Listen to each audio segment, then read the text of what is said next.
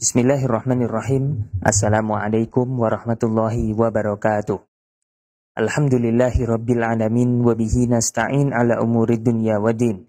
Wassalatu wassalamu ala asyrafil anbiya'i wal mursalin sayyidina Muhammadin wa ala alihi wa ashabihi ajma'in. Rabbi syrah li sadri wa yassir li amri wahlul 'uqdatam min lisani yafqahu qawli. Amma ba'd. Alhamdulillah para jamaah sekalian yang sedang menyaksikan di Zoom, di YouTube maupun di Facebook. Selamat malam semuanya, selamat pagi semuanya. Alhamdulillah kita bisa bertemu lagi belajar bersama di kajian Sekolah Fikih Live. Dan tentunya pagi hari ini kita akan melanjutkan mata kuliah ilmu hadis masih dalam pembahasan hadis sahih. Seperti apa pembahasan apa yang akan kita pelajari serta tafsirnya nanti? Insya Allah kita akan bahas bersama guru kita Ustadz Hanif Lutfi LCMA. Kita sapa dulu sebelum nanti kita mulai masuk materinya. Assalamualaikum Ustadz. Waalaikumsalam warahmatullahi wabarakatuh. Ustadz Syihab. Ya Ustadz, kabar baik Ustadz. Alhamdulillah, meskipun kita telat agak lama nih mulainya. Iya, ngupload materi Ustadz. Masya Allah. Enggak apa-apa. Kita mulainya dari 5:30 tadi ya, karena kalau nggak salah zuhurnya jam 12 kalau di Jakarta ya.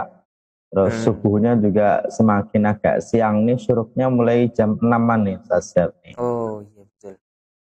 Ya, jadi mempengaruhi kajian SFL Ustaz, jadi ikut mundur nih. Jamaahnya yang karena masuk cepat. subuhnya kita agak mundur, jadi mungkin nggak bisa benar-benar jam 5, karena jam 5 beberapa masih sholat di masjid gitu. Betul.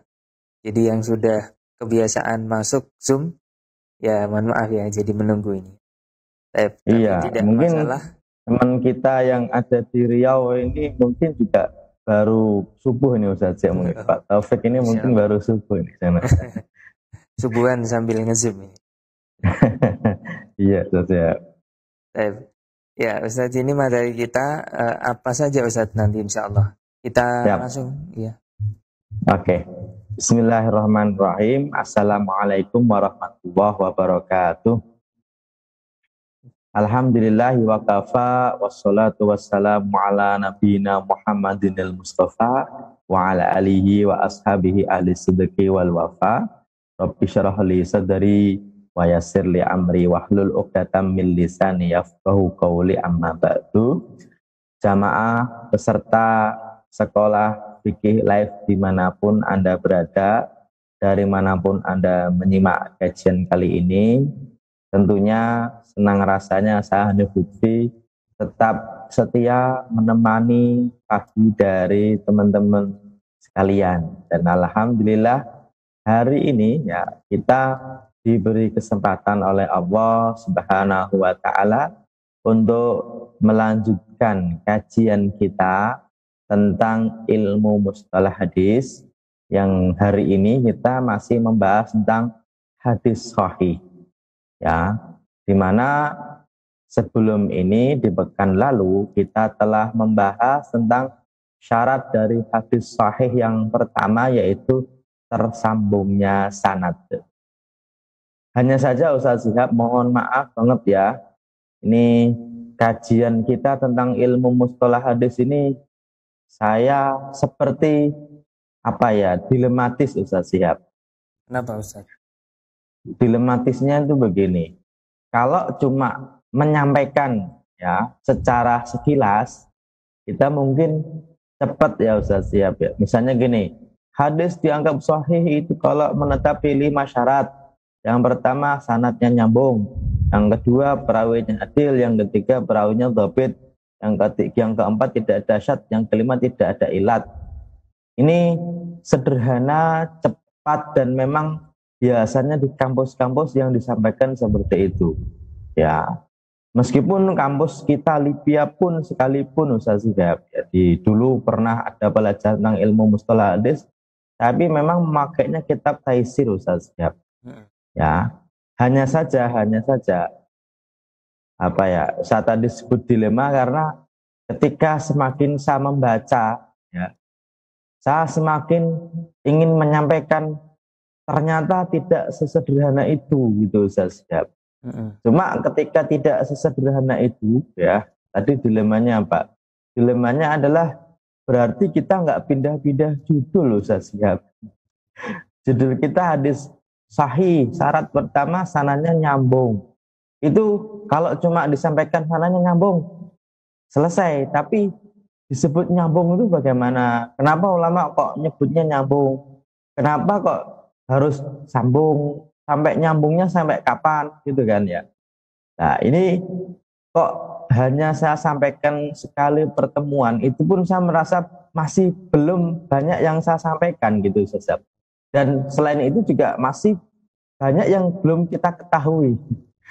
Nah, makanya hari ini nih sebenarnya kita akan menyelesaikan dari hadis sahih itu sendiri, cuma hanya membahas tentang perawi itu adil ternyata tidak sederhana. Meskipun kalau kita buat sederhana bisa, cuma kayaknya sayang saja ya. Sayang saja gini. Berarti kajian kita sama dengan yang lainnya yang cuma sekilas-sekilas saja gitu. Ya cuma tadi dilemanya kita rumah fikih Indonesia membahas ilmu mustalah hadis tapi nggak selesai-selesai ya. Semoga nih apa namanya nggak tahu nanti jamaah kira-kira pengennya bagaimana. Pengennya yang mendalam tapi nggak selesai-selesai atau ya sekilas tapi segera selesai ya. Contohnya hari ini kita akan membahas tentang keadilan dari apa namanya perawi. Ya setidaknya nanti kita membahas tentang apa sih yang dimaksud adil itu ya. Terus cara mengetahui para perawi adil itu bagaimana ya, termasuk salah satu caranya yaitu dengan penilaian dari ulama lain. Ya. Ulama lainnya itu siapa? Terus apakah ulama itu yang bertemu berkumpul terus mengadakan ujian kepada para perawi atau nilainya itu apa namanya hanya secara sekilas saja? Atau kalau yang tidak zaman bagaimana cara menilainya? Ternyata Ustaz Syihab, semakin kita membaca, semakin kita merasa bodoh, ternyata ilmu kita nggak banyak ya, dan semakin kurang waktu untuk kita menyampaikan itu semuanya ya. Makanya tentang mengetahui adil tidaknya perawi saja sebenarnya menjadi salah satu cabang dalam ilmu mustalah hadis, yaitu ilmu jarhi wa ta'dil ya. Apalagi ya, redaksi yang dipakai para ulama nanti berbeda. Kemudian para ulama yang menilai para perawi juga ternyata mereka juga punya kecenderungan yang berbeda.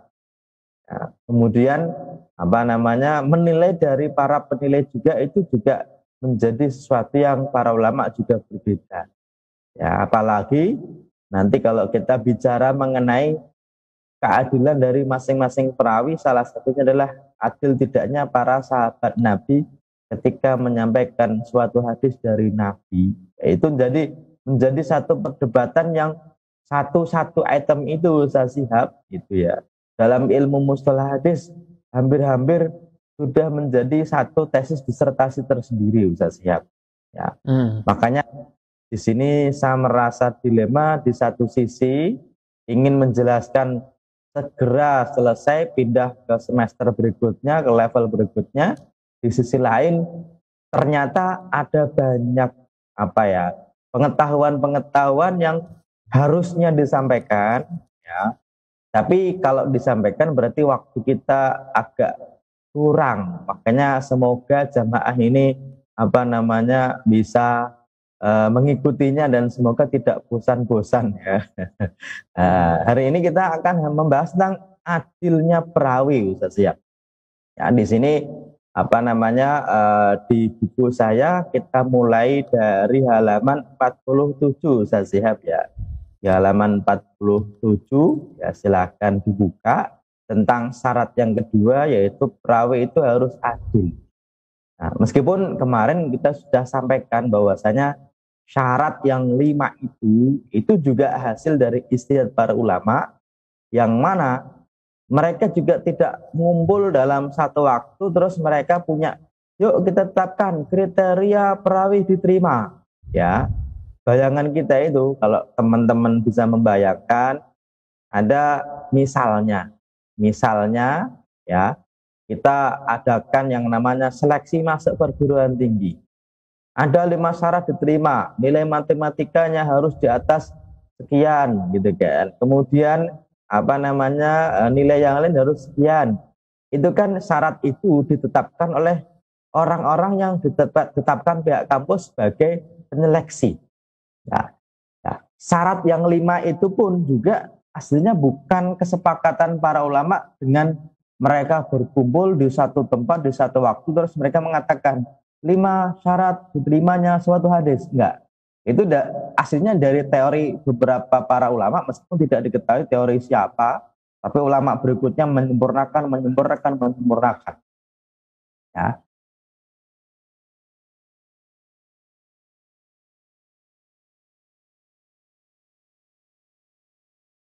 Ada satu waktu, satu kata dalam menilai seorang perawi. Ya, makanya syarat yang kedua dan yang ketiga ini nanti ya perdebatannya cukup panjang, apalagi ya menilai seseorang itu kadang-kadang ada sisi subjektivitas dari penilai. Mulai dari penilai ini dia seorang yang mutasyaddid, ya seorang yang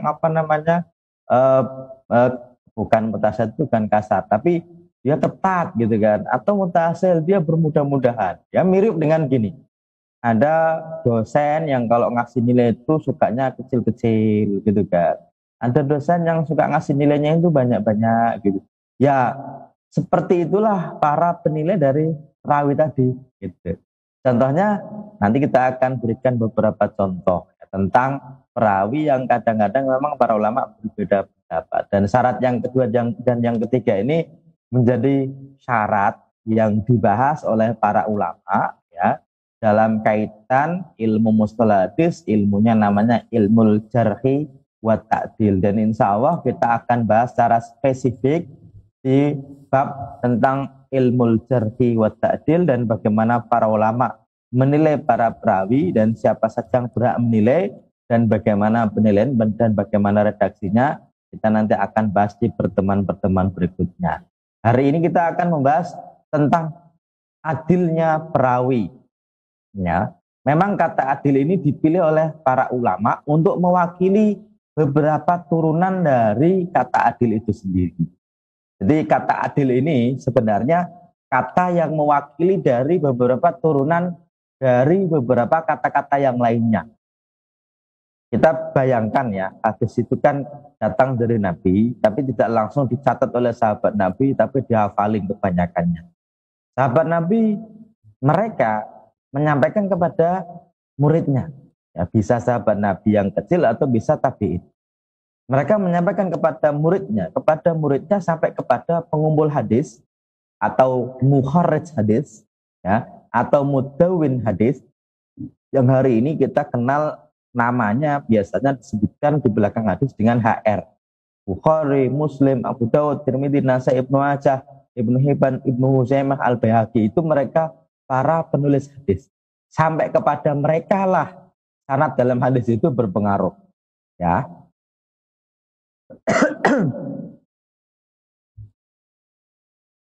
Sampai kepada mereka lah para perawi hadis itu berpengaruh. Setelah mereka biasanya tidak begitu berpengaruh.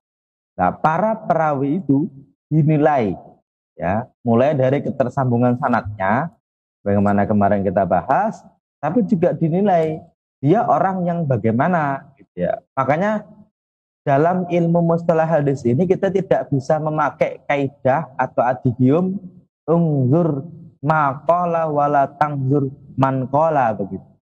Dalam ilmu mustalah hadis ini kita tidak bisa memakai kaidah ungzur maqala, katakanlah apa yang dikatakan, lihatlah apa yang mereka katakan, jangan lihat siapa yang mengatakannya, tidak. Karena kita tidak sedang berbicara tentang perkataan seseorang, tapi kita sedang berbicara mengenai periwayatan seseorang terhadap terhadap penyampaian dari hadis Nabi. Makanya kaidah adigium ungdur maqala wala tangdur man qala itu tidak bisa kita pakai dalam ilmu mustalah hadis ini khususnya berkaitan dengan adil tidaknya seorang perawi.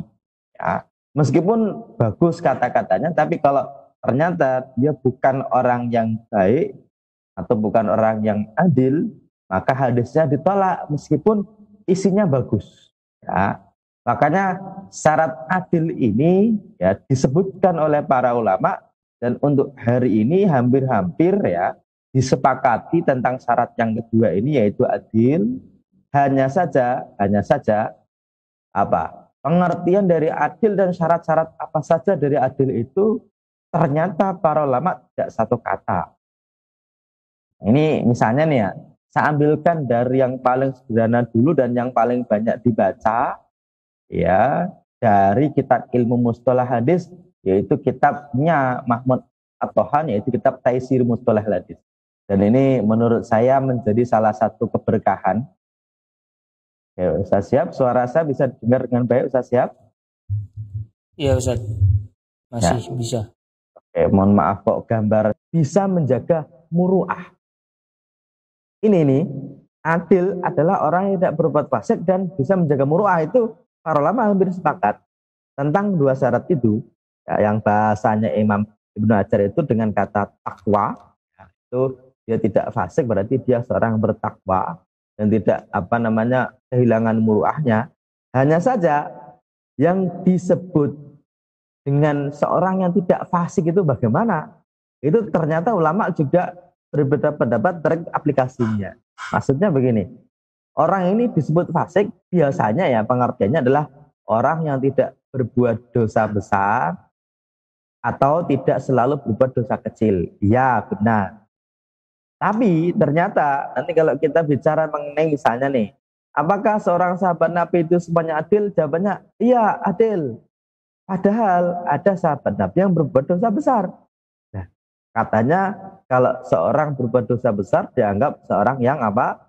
Fasik. Kalau fasik berarti tidak adil. Nah, kok ini sahabat Nabi berbuat dosa besar? Katanya semua sahabat Nabi adalah adil. Nah, ini nih nanti jadi perdebatan juga gitu kan.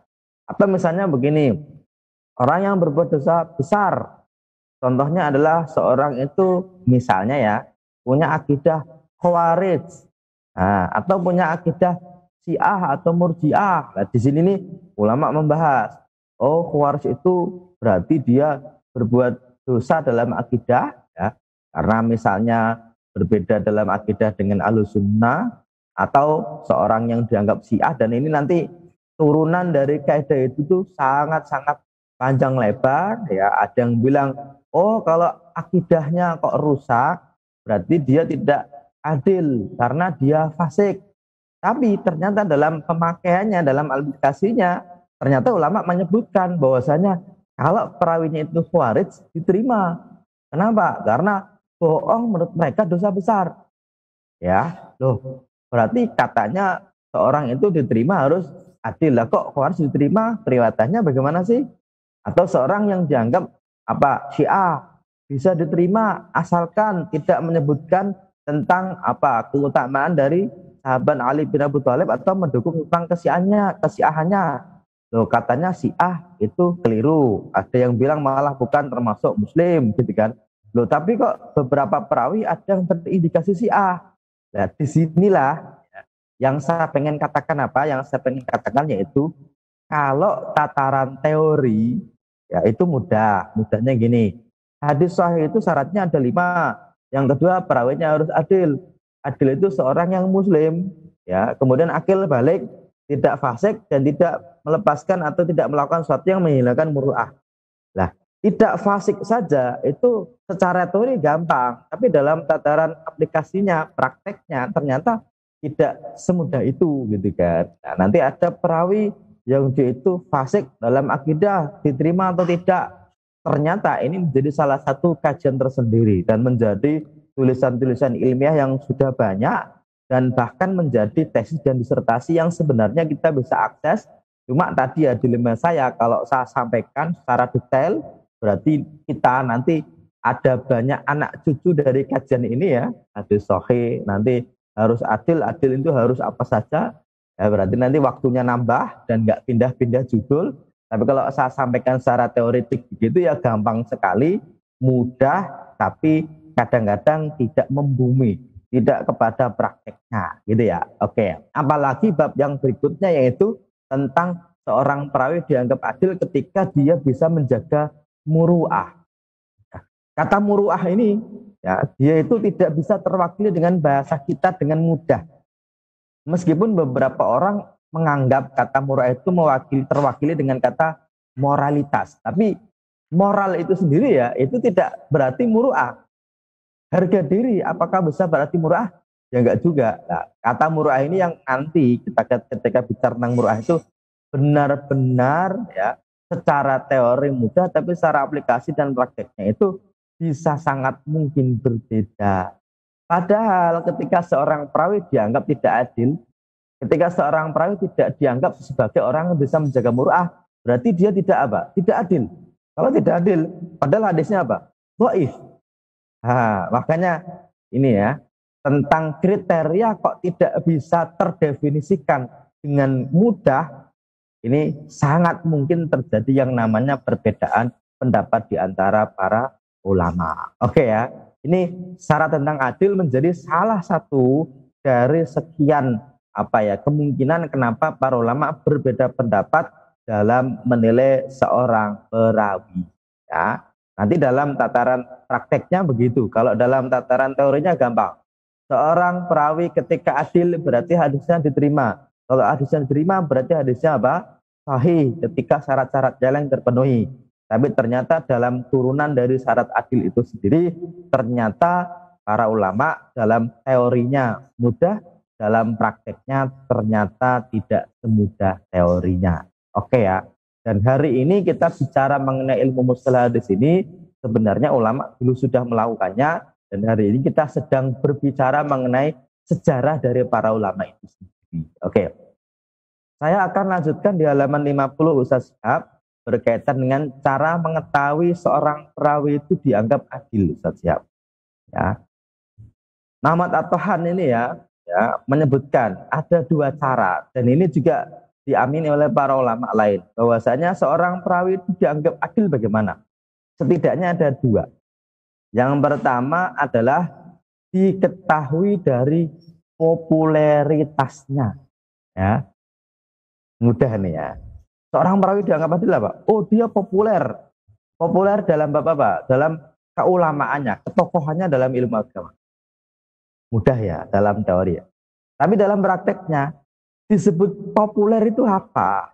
Ya. Dan yang mempopulerkan siapa? Dan apa yang disebut dengan populer itu sendiri?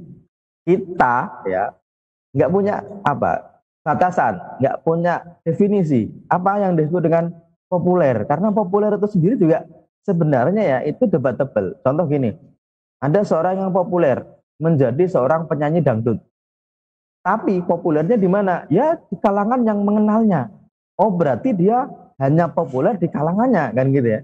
Nah, seorang yang dianggap populer itu apa kriterianya? Ternyata juga nggak disebutkan para ulama. Yang penting mereka populer gitu ya. Bahasa Arabnya sih masyhur ya. Seorang yang masyhur dianggap seorang yang ahli. Misal nih, ulama madzhab 4 itu populer. Tapi apakah hadisnya diterima atau tidak? Ternyata dalam turunannya nanti para ulama berbeda pendapat. Ya, misalnya gini, Imam Malik itu populer. Iya, populer. Nggak ada orang kalau belajar agama Islam nggak kenal Imam Malik bin Anas. Tapi beliau juga hampir-hampir ulama mengatakan perawinya, periwayatannya itu diterima. Tapi kalau Imam Abu Hanifah, ternyata para ulama pun berbeda pendapat terkait mengambil riwayat dari beliau. Wah, meskipun beliau populer. Ini kan jadi perdebatan ya.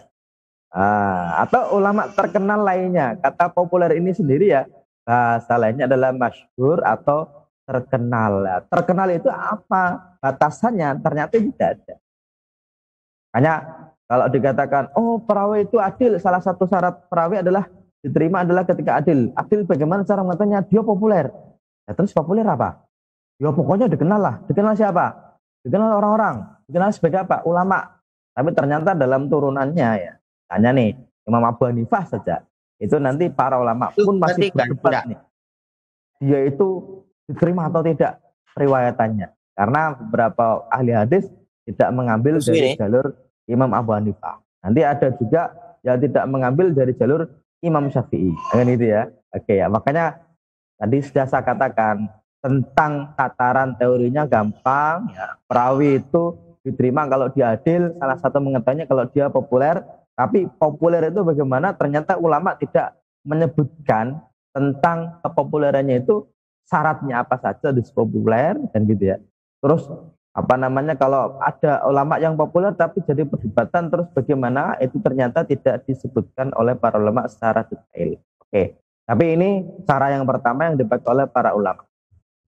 Dan cara yang kedua ini yang paling banyak dipakai dalam menilai seorang perawi, yaitu kualitas perawi hadis dapat diketahui berdasarkan pengakuan dari perawi lain atau ulama hadis yang concern membahas tentang nilai dari perawi atau terkenalnya dengan ulama ul jarhi wa ta'dil.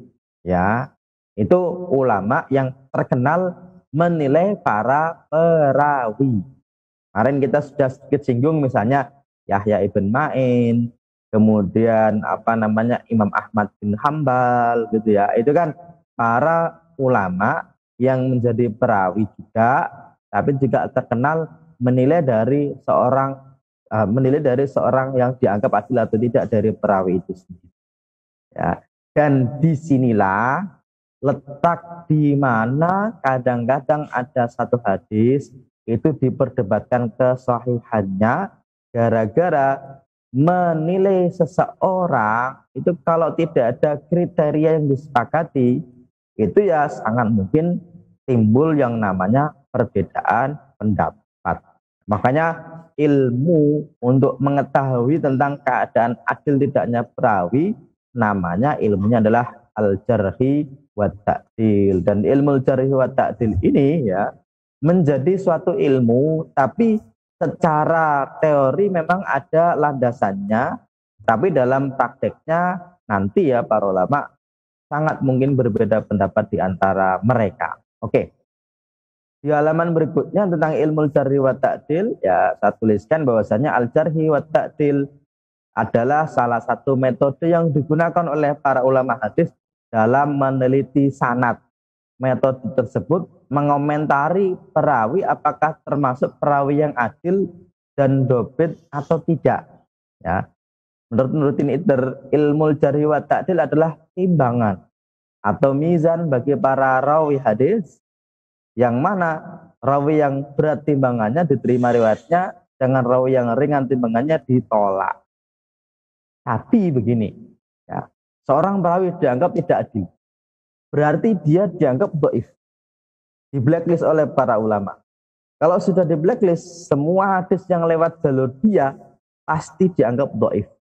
Cuma begini ya, dalam keseharian kita, sedhaif-dhaifnya orang, setidak adil-adilnya orang, masa semuanya tidak adil? Padahal kita punya adikum, sesalah-salahnya orang pasti ada benarnya, sebenar-benarnya orang pasti ada salahnya. Tapi itu tidak berlaku dalam ilmu mustalah hadis, khususnya dalam ilmu jarhi wa ta'dil. Kalau ada perawi kok dianggap seorang perawi yang dhaif, tidak adil, itu semua riwayatnya dia itu ditolak. Ya. Terus yang nolak siapa? Yang nolak adalah ulama berikutnya. Dan mereka yang ditolak itu, yang dianggap dhaif, itu tidak punya hak jawab. Tidak punya hak jawab itu begini. Dia dinilai dhaif oleh orang lain karena dianggap dia itu misalnya tidak seorang yang adil. Ya, terus ditolak semua periwayatannya. Kalau ada hadis lewat dia pasti hadisnya dhaif. Padahal bisa jadi waktu meriwayatkan satu hadis itu dia enggak dhaif banget gitu kan. Maksudnya sesalah-salahnya orang masa ya salah terus kan, nggak mungkin kan. Tapi dalam ilmu mustalah hadis itu nggak berlaku. Kalau ada perawi kok dianggap tidak adil, oh berarti dia itu dianggap dhaif. Kalau dhaif berarti semua hadis yang diriwayatkan dari jalur dia pasti hadisnya dhaif gitu kan. Dan mereka itu yang dianggap dhaif nggak punya hajab. Kenapa nggak punya hajab? Karena mereka sudah meninggal, ya. Karena mereka sudah kehidupannya sudah selesai. Mesti gini, Imam Bukhari menilai dari generasi tabi'ut tabi'in. Ya. Generasi tabu-tabu ini nggak ketemu Imam Bukhari. Berarti ketika yang menilai adalah Imam Bukhari, berarti yang dinilai sudah meninggal. Berarti punya hajat nggak? Ya enggak. Nah, terus hajatnya di mana? Di akhirat nanti. Ya. Terus kita kok bisa memakai kaidah tentang dhaif berarti ditolak semua hadisnya? Jawabannya iya bisa, karena apa? Demi ya dalam rangka menjaga benar-benar suatu perkataan disandarkan kepada Nabi itu benar-benar valid atau tidak. Makanya ya, kemarin saya sudah sampaikan, dhaif itu bukan pasti ditolak, bukan, tapi mungkin bukan dari Nabi. Ya, bukan pasti dari Nabi, tapi mungkin dari Nabi. Kenapa? Ya karena bisa jadi seorang perawi dianggap dia tidak adil, tapi kan mungkin juga waktu meriwayatkan hadis dia apa? Adil, gitu kan. Bisa jadi seorang perawi dianggap hafalannya lemah, tapi kan selemah-lemahnya seorang perawi dalam menghafalkan, masa sih semua riwayatnya ditolak gara-gara pernah lemah hafalannya, kan nggak mungkin kan. Tapi kenapa ulama memblacklist itu? Karena gini, daripada ragu ini dari Nabi atau tidak, mending kita kelompokkan dalam satu kelompok besar, namanya apa? Dhaif, lemah, gitu kan. Makanya lemah itu maksudnya apa? Lemah dalam sisi dinisbatkan kepada Nabi itu lemah atau tidak, kuat atau tidak. Bukan berarti pasti palsu, bukan. Makanya yang dipakai oleh para ulama redaksinya adalah apa? Dhaif atau lemah. Salah satunya dalam kerangka tadi. Dalam rangka sangat mungkin perawi itu dia aslinya adalah seorang yang hafalannya lemah, tapi suatu ketika meriwayatkan hadis ternyata nggak lemah. Nah, ini nih apa tentang apa namanya seorang perawi yang dianggap lemah atau tidak, khususnya ilmunya namanya ilmu jarhi wa ta'dil. Maka secara garis besar al-jarh adalah proses mengkritik rawi yang dianggap negatif dari sisi kehidupannya. Makanya menilai seorang perawi itu ternyata tidak mudah. Dan menilai seorang perawi itu juga harus dilakukan oleh orang yang berhak untuk menilai. Ya. Contoh gini ya, kita ini hari ini, misalnya nih ada seorang yang berprofesi sebagai penyanyi. Kita katakan, wah suaranya jelek. Ya boleh aja sih. Tapi kita nggak bisa menilai dia jelek atau tidak kalau kita tidak punya apa kriteria dari yang disebut jelek itu bagaimana. Ya. Misalnya nih kita menilai dari apa lukisan seseorang. Misalnya, oh lukisannya jelek, kenapa? Karena menurut saya jelek gitu kan. Lah, terus kriteria jelek dari lukisan apa? Kalau kita nggak punya kriteria tentang baik dan tidaknya suatu lukisan, maka kita tidak bisa menilai jelek atau tidaknya suatu lukisan itu. Apalagi dalam al-jarhi wa ta'dil ini ya, tentang menilai seseorang ya agamanya baik atau tidak, dia itu kuat hafalannya atau tidak, itu butuh yang namanya ilmu yang mumpuni terkait mengkritik seorang perawi tadi, gitu kan. Karena apa? Karena seorang perawi yang dikritik dan masuk dalam jajaran orang yang terkritik atau al-majruhin atau al-du'afa, berarti dia sudah masuk kotak ya, masuk kotak yang mana yang masuk kotak itu semua hadisnya ditolak. Ya, semua hadisnya ditolak. Padahal tadi ya, sedhaif-dhaifnya orang, selemah-lemahnya hafalan orang, masa sih semua hafalannya lemah? Kan enggak kan gitu ya. Makanya ulama tidak mengatakan dia itu pasti palsu, enggak, tapi dhaif gitu kan. Termasuk at-ta'dil.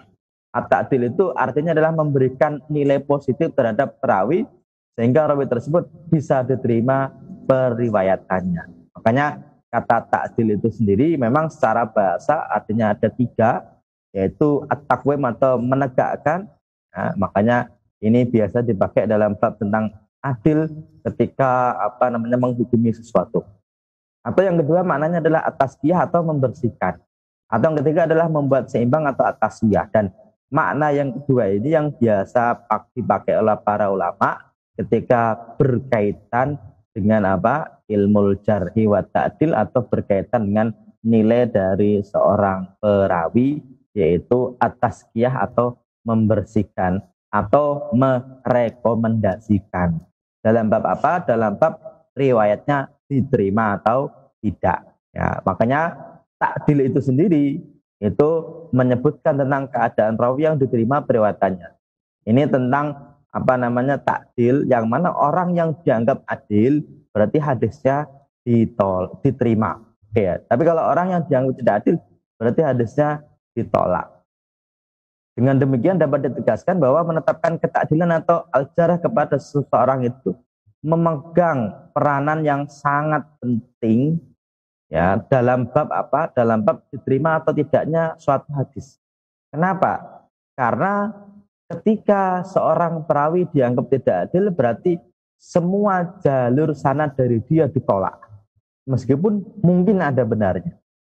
Termasuk seorang perawi yang dianggap tidak adil, berarti seolah-olah dianggap dia telah melakukan perbuatan yang fasik. Ini bahasa lainnya. Kenapa? Ya, karena kalau dianggap dia tidak adil, berarti dia telah kehilangan dari syarat-syarat adil, ya, yaitu seorang muslim akil balik yang tidak kehilangan muruah dan dia itu ya tidak melakukan perbuatan yang fasik.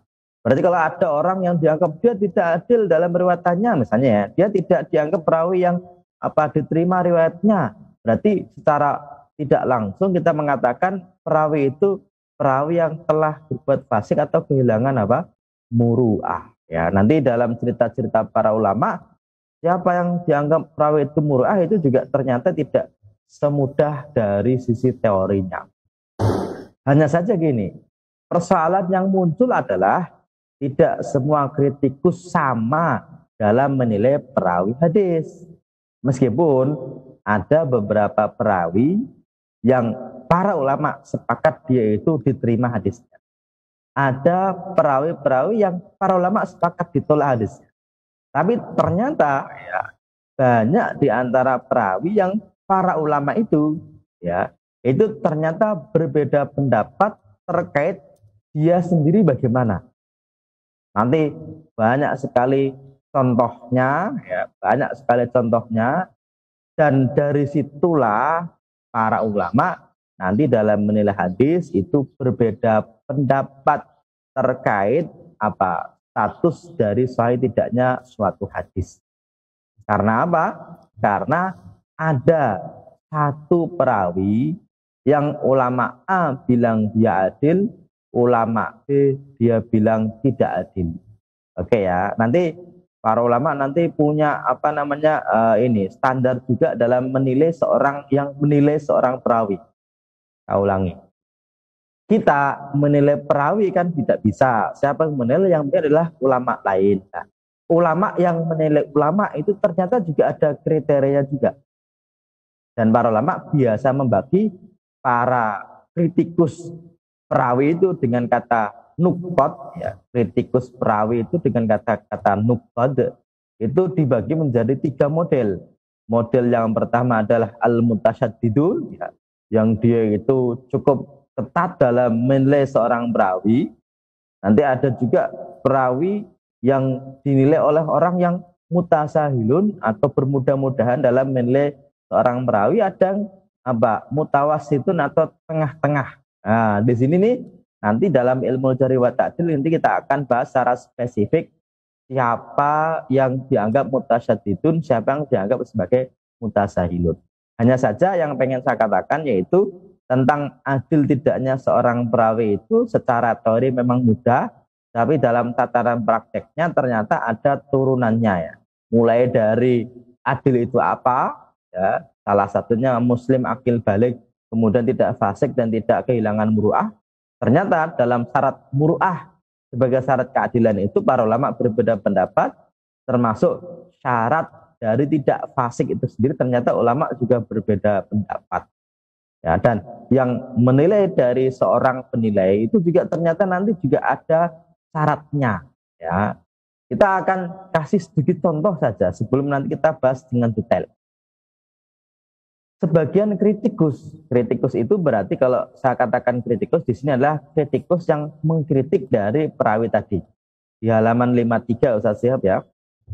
Para kritikus atau nuqat ar-ruwat atau orang yang menilai dari perawi tadi, kan tadi sudah saya sampaikan, kita bisa mengetahui seorang perawi adil atau tidak dengan 2 cara setidaknya ya. Yang pertama dari kepopulerannya, kemasyhurannya, keterkenalannya. Yang kedua dari penilai dari para perawi tadi, ya, atau bahasa Arabnya nuqat ar-ruwat, ya. Dan para penilai tadi itu ternyata ulama membagi juga, membaginya menjadi 3 model. Model pertama dia mutasyadid. Mutasyadid itu artinya dia itu kalau menilai orang itu suka ini apa namanya ketat gitu kan. Ketat itu maksudnya ya nggak mudah gitu. Kalau lewat jalur dia biasanya nggak mudah untuk diterima. Itu namanya mutasyadid. Ada yang mutasahil, ada yang bermudah-mudah. Yang bermudah-mudah maksudnya gini, dia menilai perawi dikit-dikit dikatakan dia sikoh, dikit-dikit dikatakan sikoh, padahal bisa jadi dia tidak sikoh. Itu namanya ulama yang bermudah-mudah. Ada yang mutawasid, ada yang sedang-sedang. Hanya saja ya, kita pun juga mempertanyakan apa landasan para kritikus hadis tadi dikelompokkan jadi 3. Kenapa disebut mutasyadid? Kenapa disebut mutasahil? Itu ternyata juga para ulama tidak menuliskan. Hanya menurut saya yang mutasyadid adalah ini, gitu ya. Oke, ini saya kasih contoh. Biar kita punya gambaran.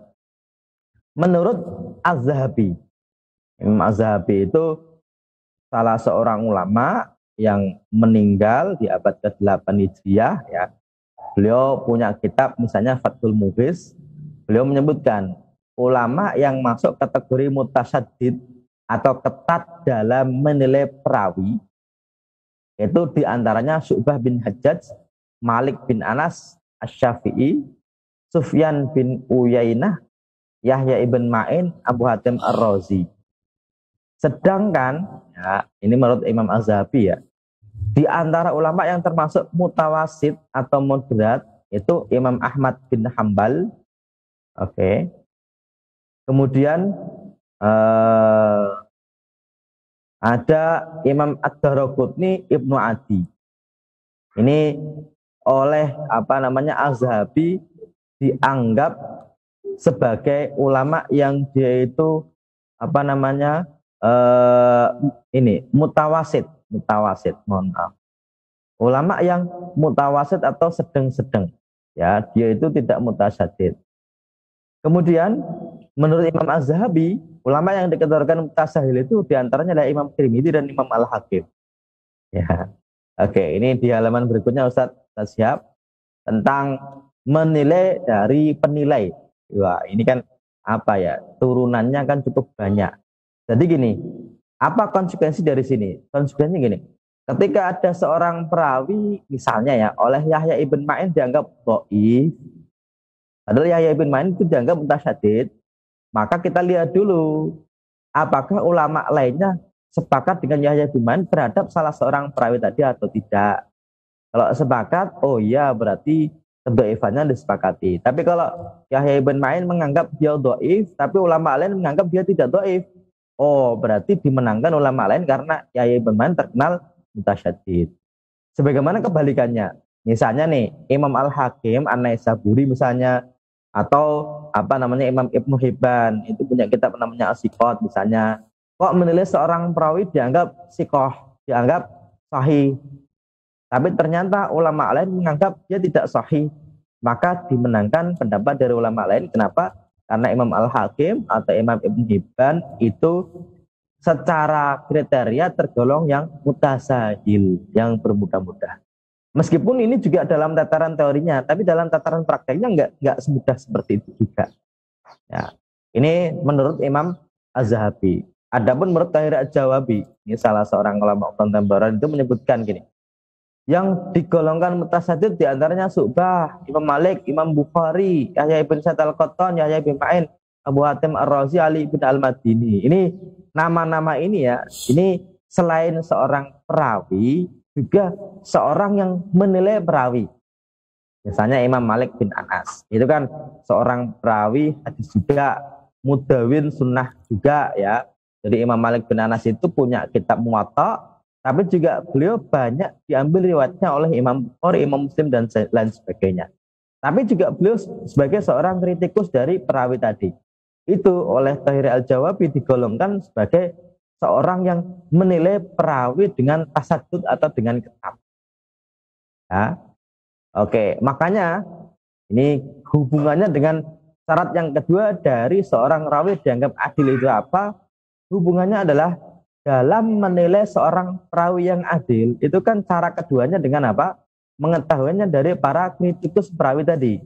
Ternyata para kritikus hadis tadi pun, bukan kritikus hadis, kritikus perawi hadis tadi pun itu ternyata juga ada golongan-golongannya yang sangat mungkin penggolongan itu juga jadi perdebatan karena tidak ada apa kriteria pasti dari kenapa mutasyadid, kenapa mutawasid, kenapa mutasahil. Ya, menurut Tahir al-Jawabi yang digolongkan mutawasid adalah Sufyan Ats-Tsauri, Ibnu Mahdi, Sufyan bin Uyainah, Waqi' bin Jarrah, Muslim bin Hajjaj, An-Nasai dan Imam Abu Dawud. Sedangkan yang digolongkan mutasahil itu Imam Tirmidzi, Al-Hakim, Ibnu Hibban dan Al-Auza'i. Hanya saja tadi ya, menilai penilai ini yang nanti menjadi salah satu yang menjadi apa lahan di mana para ulama dalam menilai hadis itu berbeda pendapat.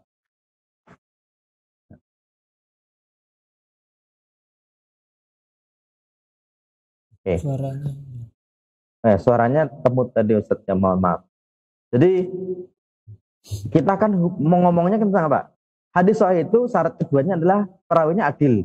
Tapi dalam menentukan perawi adil atau tidak itu ternyata tidak apa ya, tidak mudah ya. Ilmunya namanya ilmu jarh wa ta'dil. Dalam ilmu jarh wa ta'dil pun itu juga ternyata ada perbedaan di dalam menilai seorang yang menilai. Maka penilaian dari beberapa kritikus perawi tersebut pasti dilandasi dari ijtihad masing-masing. Setiap masalah yang bermuara dari ijtihad pasti terdapat dugaan untuk terjadi perbedaan pandangan. Dan ini Ustaz Syihab yang saya pengen tekankan kepada orang yang awam ketika bertanya, Ustadz hadisnya sahih atau tidak, hadisnya dhaif atau tidak, gitu ya. Itu tidak sederhana. Selain tidak sederhana dalam mengatakan ini sahih dan dhaif, juga tidak sederhana setelah dikatakan sahih terus apa? Ya. Maksudnya gini, ketika ada orang awam nanya, Ustaz ini hadisnya sahih atau dhaif? Kadang-kadang kita jawab, ini sahih, ini dhaif. Padahal sahih dan tidaknya dhaif itu sebuah ijtihad juga yang dilandasi dari ijtihad yang lainnya. Ya, makanya ketika ini sahih, berarti pasti benar. Enggak. Ini mungkin benar dari Nabi. Ini dhaif. Mungkin ini bukan dari Nabi. Itu bukan. Ini pasti bukan dari Nabi. Bukan. Kenapa? Ya karena turunannya tadi tidak mudah. Ketika ada seorang perawi dianggap dhaif, ternyata pertanyaan berikutnya muncul. Emang siapa yang menganggap dhaif perawi tadi? Misalnya ya, Yahya bin Ma'in. Dia kan tergolong perawi yang mutasaddid. Terus yang lain bagaimana? Ternyata yang lain mengatakan dia tidak dhaif. Berarti menang siapa dong? Wah, di sini nanti ada kaidahnya juga. Dan kaidah ini pun itu tidak serta-merta disepakati juga. Misalnya gini, ada seorang perawi yang dianggap dhaif, berarti dijarah. Tapi oleh orang lain dianggap adil. Berarti tidak adil. Terus kalau ada jarah dan adil itu kumpul jadi satu, siapa yang didahulukan? Ini nanti para ulama ternyata dalam kaidah ini pun nanti juga berbeda pendapat. Makanya ketika ada seorang yang menurut saya sih dianggap awam kok bertanya, Pak Ustaz ini sahih atau dhaif hadisnya? Itu jawaban dari Ustaz ini sahih ini dhaif itu tidak berarti menjadi patokan. Kalau saya berarti dipakai. Dhaif kalau dhaif berarti dibuang. Enggak, itu sebenarnya sedang memudahkan masalah, padahal tidak semudah itu gitu ya. Oke ya. Makanya menilai dari seorang penilai itu ya itu sifatnya ijtihad dan sangat mungkin berbeda. Dan yang mengatakan itu ulama yang dianggap sebagai seorang yang hadis juga ya, di antaranya adalah Imam Tirmidzi ya. Dalam beberapa pernyataan beliau, salah satunya ini ya Ustaz Syihab ya, di halaman 59 Ustaz Syihab, beliau menyebutkan, dan ini selalu saya ulang karena biar tahu bahwasanya dalam menilai suatu hadis itu bukan monopoli dari satu kelompok atau satu orang saja, tapi satu orang pun sangat mungkin keliru dalam menilai suatu hadis. Karena tadi ya sangat mungkin dari penilaian itu sangat mungkin berbeda dan sangat mungkin ada yang kelewatan. Imam Tirmidzi menyebutkan waqad ikhtalafal a'immatu ya, para ahli ilmu, para imam-imam itu berbeda pendapat min ahli ilmi, dari ahli ilmu, fi tad'ifir rijali, tentang menilai lemahnya seorang perawi, kama ikhtalafu fi siwazalika minal ilmi, sebagaimana perbedaan mereka dalam ilmu-ilmu yang lainnya. Ya, maka terkadang pernyataan-pernyataan ulama tentang tajrih atau takdil terhadap seorang perawi itu mungkin bertentangan, ya, satu di antara yang lainnya. Bagian mentajrih, mohon maaf, bukan mentarjih tapi mentajrih ya, dari kata al-jarah, sebagian mentakdil, dan itu wajar-wajar saja. Meskipun nanti para ulama juga punya kaidah, meskipun kaidah tadi juga tidak menjadi patokan pasti dalam masing-masing perawi. Biasanya nanti ada beberapa kitab yang menuliskan tentang perawi-perawi yang mukhtalaf fihim, yang diperdebatkan tentang dia itu adil atau tidak.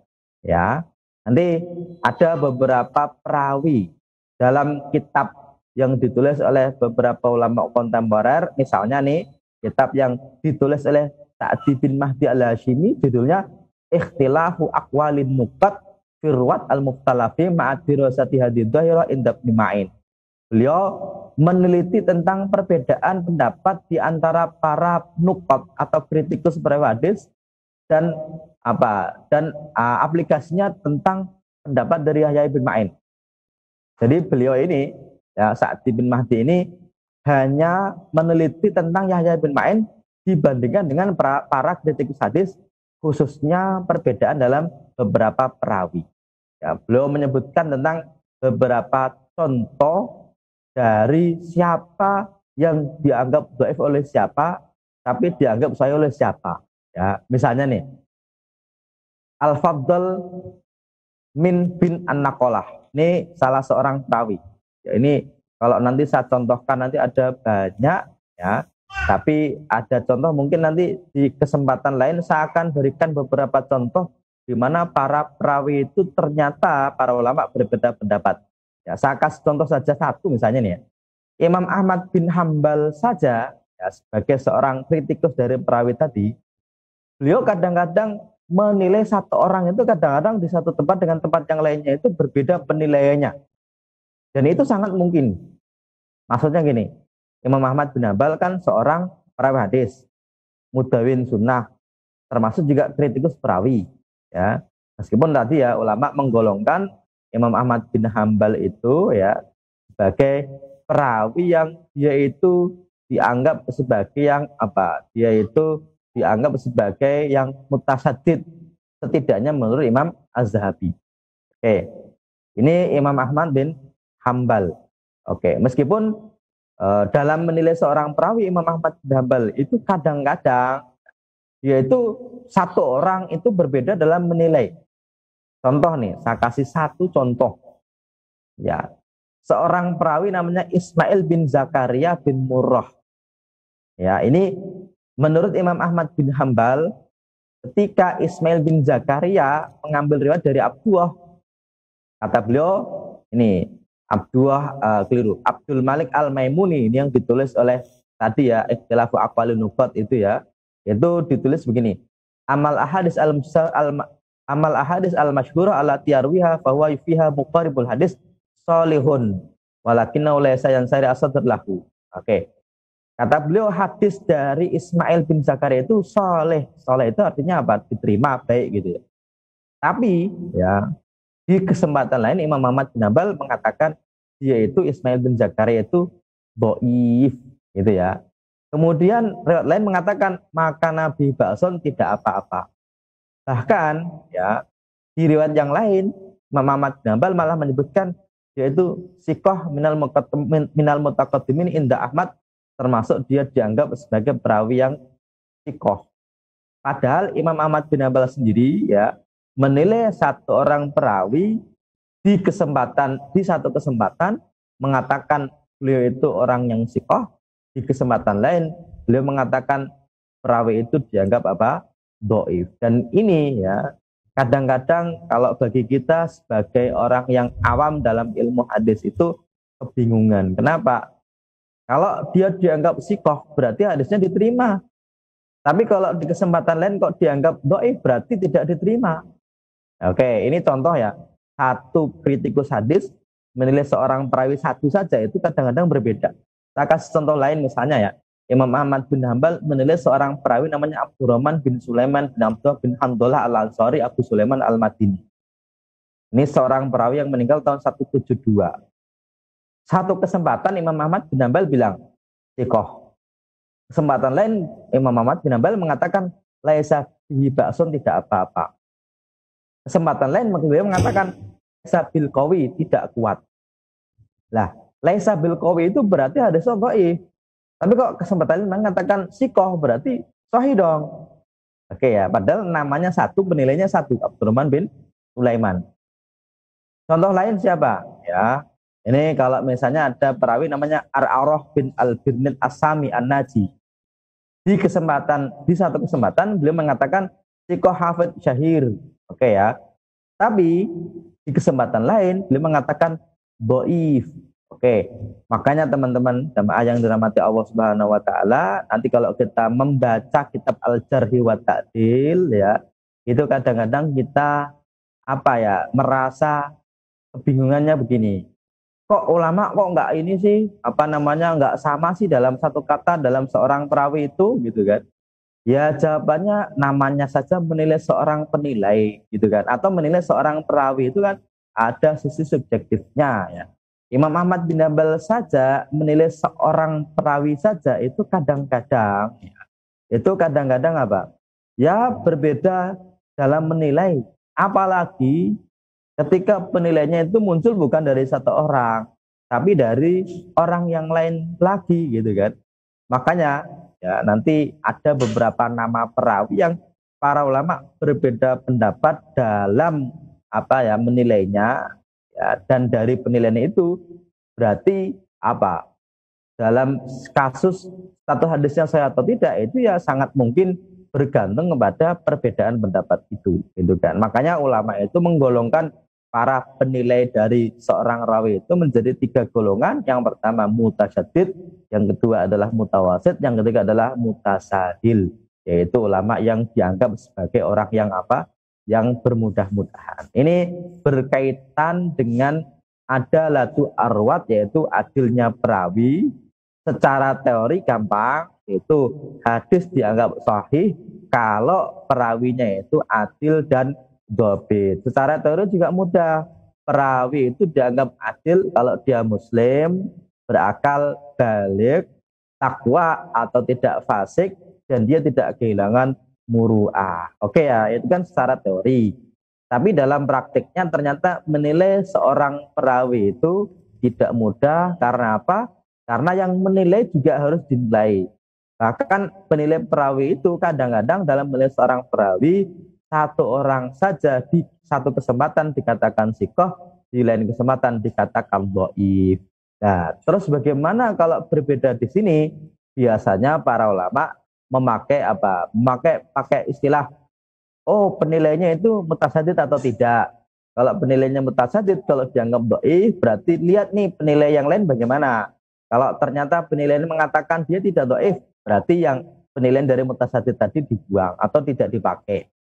Tapi kalau penilainya tadi kok dia mutasahil, kok yang lain menganggap dia itu dhaif, yang mutasahil menganggap itu sahih, berarti penilaian dari yang mutasahil tadi dianggap tidak dipakai karena yang lain menganggap dia itu dhaif, padahal dia mengatakan itu thiqah. Tapi ya itu juga suatu yang tidak sifatnya pasti, bisa jadi ada perbedaan pendapat di antara para ulama. Makanya dalam tataran prakteknya, dalam menilai seorang perawi itu nanti ya ternyata para kritikus perawi itu pun tidak satu kata. Jadi nanti kalau teman-teman membaca beberapa kitab Al-Jarh wa Ta'dil, itu sangat mungkin menemukan beberapa perbedaan di antara para kritikus tentang perawi terkait adil tidaknya perawi tadi. Apalagi tentang kedobitannya, dan insya Allah nanti kita bahas di pertemuan berikutnya, karena tentang adil ini saya akan selesaikan dulu. Oke, saya tambahin ya Ustaz Syihab ya, untuk meskipun sudah 1 jam nggak apa-apa Ustaz Syihab ya, ini untuk menambah saja ya tentang adilnya sahabat Nabi. Meskipun adilnya sahabat Nabi itu sendiri bisa menjadi satu kajian tersendiri ya Ustaz Syihab ya. Makanya tadi saya sebut dilema karena apa? Karena ternyata ya, meskipun mudah dalam teorinya, tapi ternyata turunannya ternyata cukup banyak. Misalnya adil dari sahabat Nabi itu secara umum ulama ahli hadis sepakat para sahabat Nabi dianggap adil dalam meriwayatkan hadis. Tapi tadi ada anomalinya ya. Anomalinya gini, katanya kalau adil itu seorang yang tidak melakukan perbuatan yang fasik. Tapi apakah sama semua sahabat Nabi tidak fasik? Jawabannya ya ada sebagian yang ada yang fasik dan ada yang tidak. Loh, tapi kok semua diterima? Lah ini menjadi satu yang dianggap sebagai pengecualian. Makanya Ustaz Syihab, kira-kira kita mau lanjutin atau kita mau buka tanya jawab saja Ustaz Syihab? Kira-kira kalau kita lanjutkan masih lama nggak Ustaz? Tapi nggak masalah sih kalau kita Ustaz. Oh, terserah. Kalau gini, ini sepertinya akan panjang ya Ustaz Syihab tentang adalatus sahabah, karena perbedaan ini kalau di kalangan Ahlussunnah nggak jadi masalah karena sudah selesai.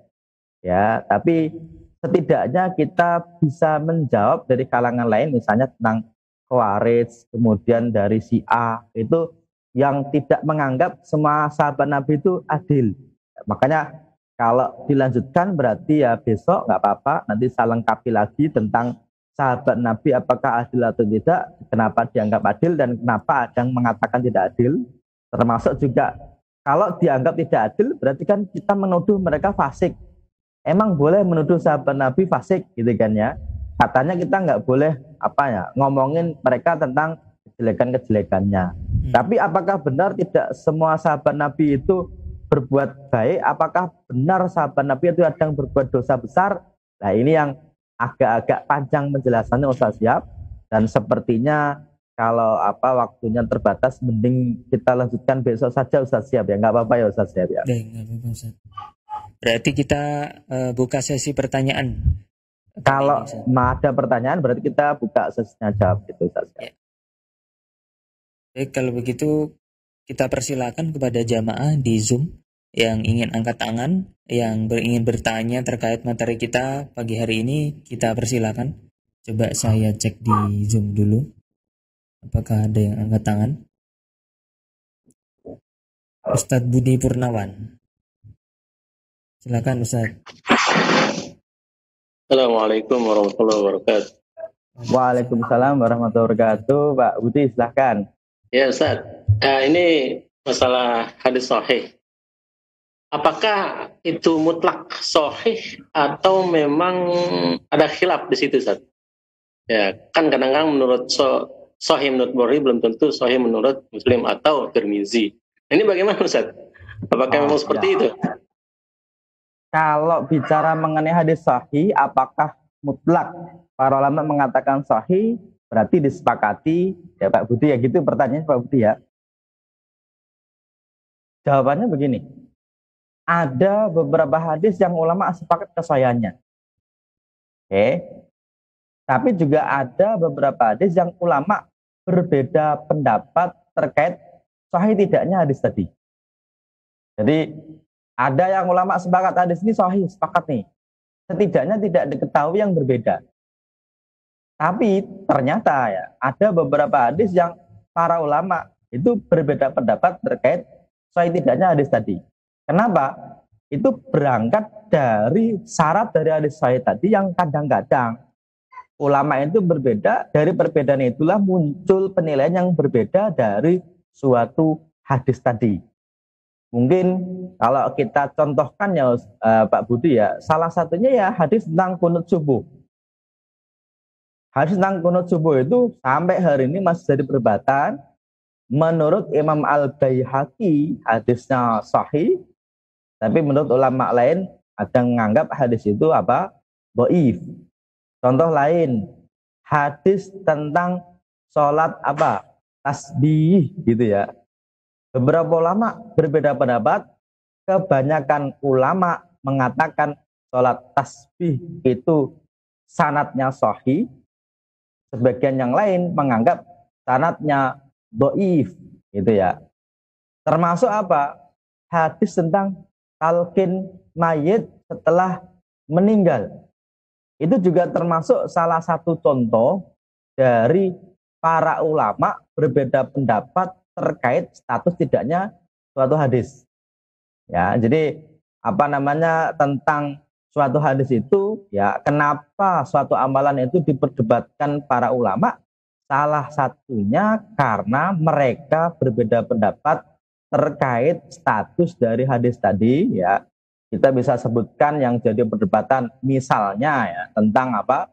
Tentang sholat tasbih, tentang kunut subuh, kemudian tentang di mana tangan diletakkan ketika sedang sholat atau sedang iktidal, itu kalau tangannya di mana, kemudian termasuk contohnya yaitu kalau turun ketika sujud tangannya di mana. Jadi tentang suatu hadis, ya, itu ada satu hadis yang ulama sepakat kedhaifannya, adapun hadis yang lain ada yang ulama tidak sepakat tentang sahih tidaknya suatu hadis. Salah satu penyebabnya gara-gara ini, Pak, yaitu dalam menilai seorang perawi itu, ya, ternyata para ulama berbeda pendapat. Saya kasih contoh ya Pak Budi, ya, yang langsung aplikatif. Hadis tentang sholat tasbih, Ibnul Jauzi mengkritisi hadis sholat tasbih dianggap dhaif. Salah satu jalur yang dikritisi adalah jalur sanad yang melalui Musa bin Abdul Aziz. Ya, jadi sholat tasbih menurut Ibnul Jauzi dhaif karena Musa bin Abdul Aziz itu majhul atau tidak diketahui. Kata beliau, Ahmad Tariq As-Sani fa inna Musa bin Abdul Aziz majhulun indana, ya. Menurut Ibnul Jauzi, Musa bin Abdul Aziz itu majhul. Kalau majhul berarti tidak diketahui siapanya. Loh, kenapa jadi dhaif? Karena tidak diketahui dia adil atau tidak. Tidak diketahui dhabit atau tidak. Tidak diketahui sanadnya nyambung atau tidak. Bisa dikatakan jalur sanad yang paling baik tentang salat tasbih adalah jalur yang melewati jalur Musa bin Abdul Aziz. Jadi ada salah seorang perawi namanya Musa bin Abdul Aziz, itu dianggap majhul oleh Ibnul Jauzi, dan majhul itu berarti tidak diketahui adil atau tidaknya, dhabit atau tidaknya, makanya hadis tadi dianggap dhaif. Tapi ternyata Musa bin Abdul Aziz itu, ya, Ibnu Hibban menyebutkan dalam kitabnya As-Siqat. Berarti menurut Ibnu Hibban, Musa bin Abdul Aziz dia seorang yang siqah. Oke. Kemudian Ibnu Hibban kan seorang yang mutasahil nih. Ya. Tapi ada yang lain nggak? Ada. Ternyata Ibnu Syahin, salah seorang kritikus perawi juga yang meninggal tahun 385, itu menyatakan dia itu bukan seorang yang majhul tapi siqah.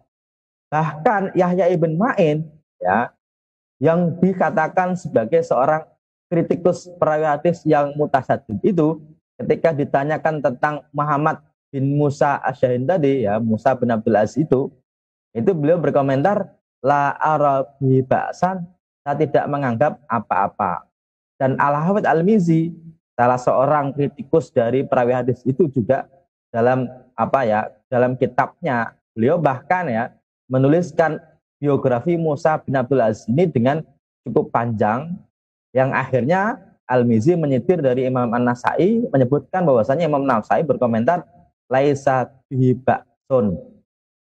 Bahkan Imam Al-Bukhari, ya, meriwayatkan hadis dari Musa bin Abdul Aziz dalam kitabnya Al-Qira'ah Khalfal Imam, atau kitab lain yaitu Al-Adab Al-Mufrad. Termasuk Imam Bukhari menuliskan dalam kitab Tarikh Al-Kabirnya biografi Muhammad bin Abdul Aziz. Jadi tentang sholat tasbih, ya, ada yang mengatakan dhaif. Salah satu jalurnya melalui Musa bin Abdul Aziz.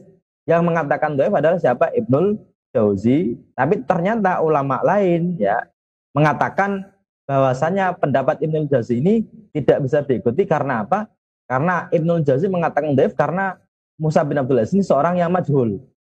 Tapi ternyata tidak majhul karena perawi yang lain atau kritikus hadis yang lain mengatakan dia bukan majhul tapi dia siqah. Nah, disinilah ya Pak Budi, kira-kira bisa dipahami contoh sedikit nggak tentang suatu hadis yang diperdebatkan para ulama, kira-kira tahu nggak Pak Budi? Bisa ya, Pak Budi ya? Jadi ini hanya cuma salah satu contoh saja, makanya dalam tataran prakteknya nanti sangat mungkin berbeda dengan yang lainnya ya Pak Budi ya, mohon maaf. Nih, sangat mungkin berbeda dengan contoh yang lainnya, ini ya hanya cuma salah satu contoh saja tentang sholat apa? Tasbih, di mana ada yang mengatakan itu dhaif, ya, ada yang mengatakan itu sahih. Oke, kira-kira bisa difahami nggak? Iya, Ustaz. Ini kan masalah tadi Ustaz yang menyinggung salah kunut subuh. Menurut Imam Syafi'i itu kan hadisnya sahih. Sedangkan yang lain bilang itu dhaif. Nah, ini bagaimana Ustaz? Apakah ini ya, bagaimana? Masih gini, kita juga nggak bisa memaksakan kehendak ya Pak Budi. Masih gini, kalau yang lain mengatakan dhaif berarti dhaif dong. Nggak bisa dibantah juga dengan ya Imam Syafi'i kan ahli hadis. Berarti kalau dia mengatakan sahih berarti ya udah sahih dong. Ya nggak bisa. Makanya dalam perdebatan ini kita tidak bisa sampai kepada kesimpulan berarti yang benar adalah dhaif, yang benar adalah sahih. Enggak, kenapa? Karena itu ijtihad, dan ijtihad itu bisa benar bisa salah ya. Contoh yang dikatakan sunut subuh ini riwayat dari Imam Al-Baihaqi. Oke ya.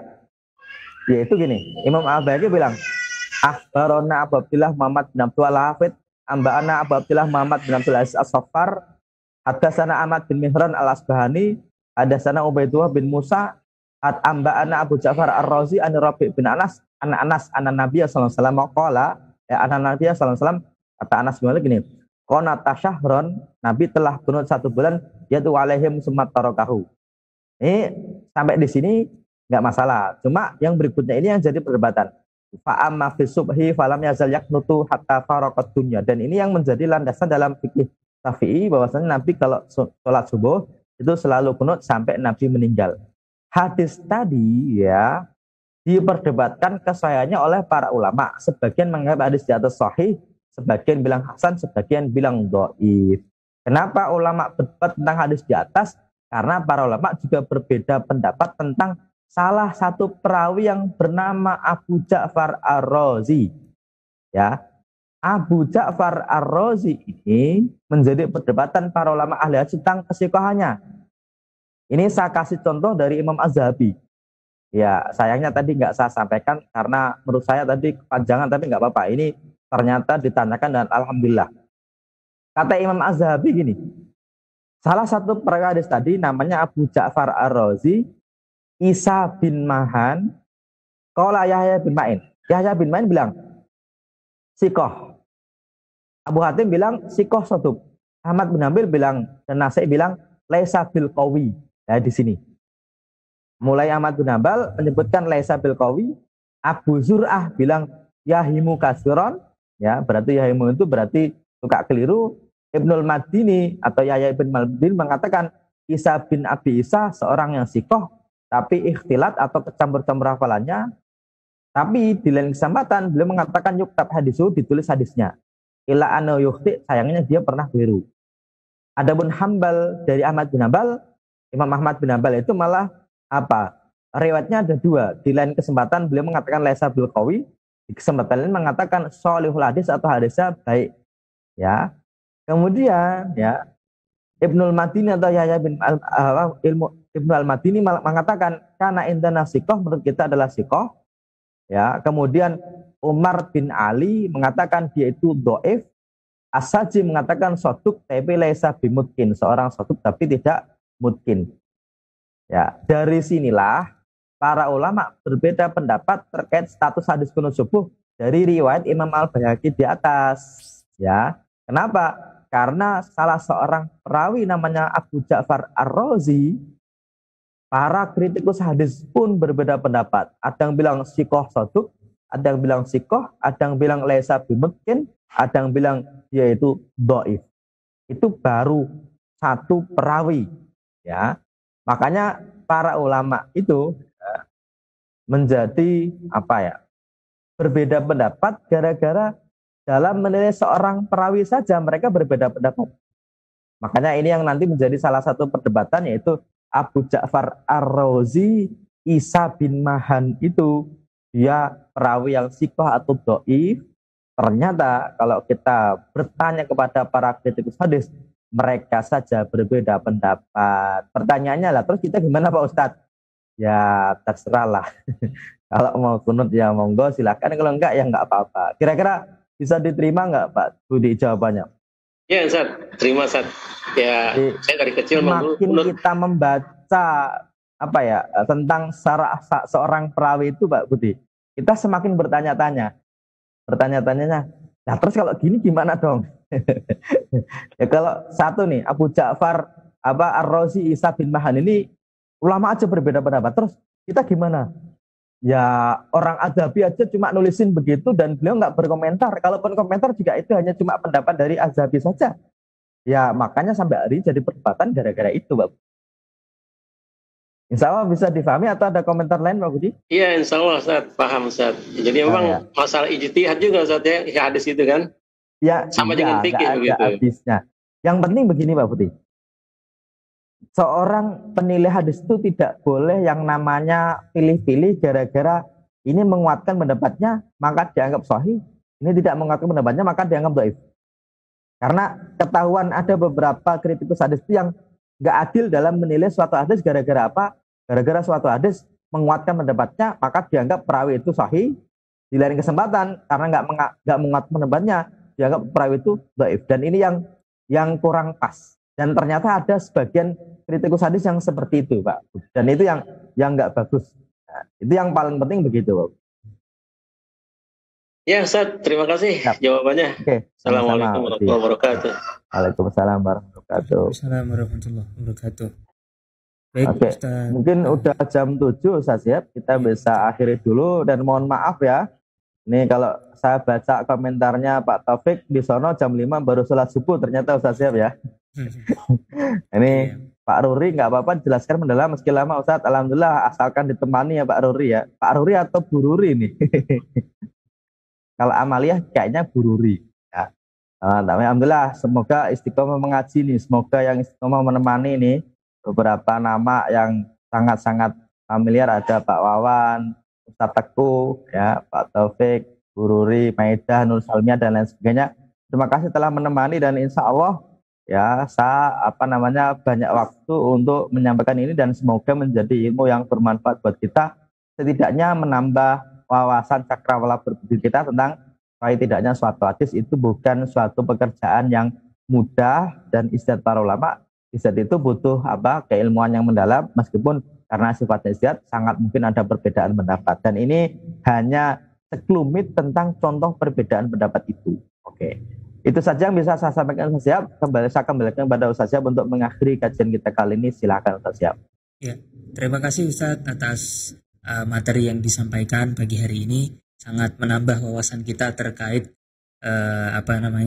penilaian hadis. Jadi ternyata tidak sesimpel itu dan perlu banyak kita pelajari bagaimana ulama itu menilai. Dan ternyata berbeda-beda. Semoga nanti ilmu kita bermanfaat dan diterima di sisi Allah Subhanahu wa taala. Kita cukupkan kajian kita di pagi hari ini. Semoga nanti di minggu depan kita masih bisa membahas selanjutannya kembali. Kita tutup sama-sama dengan bersama membaca doa kafaratul majlis. Subhanakallahumma wa bihamdika asyhadu an la ilaha illa anta astaghfiruka wa atubu ilaik. Kami mohon undur diri. Wassalamualaikum warahmatullahi wabarakatuh.